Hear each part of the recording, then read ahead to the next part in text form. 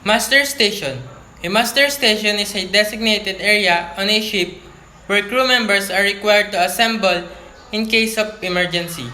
It is a safe location where crew members can gather, account for each other's presence, and receive instructions from the ship's officer on how to respond to the emergency. Fire alarm. Investigate and extinguish the fire. Evacuate the area. General alarm. Prepare for evacuation. Report to master station. Abandon ship alarm. Evacuate the ship immediately. Go to lifeboat station. Man overboard signal. Throw life ring. Alert nearby vessels. CO2 alarm. Check CO2 system. Evacuate the area. Engineer's call. Report to engine room.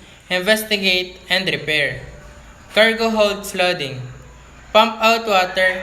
Contain the damage. Pollution prevention. Contain spill. Prevent further pollution. Engine room flooding. Shut down engine pump. Pump out the water and contain the damage. Importance of training and drills. Identify potential hazard and take steps to prevent them. Develop a sense of teamwork and communication. Improve response time and effectiveness in emergency situations. Stay up to date with the latest safety procedures and equipment.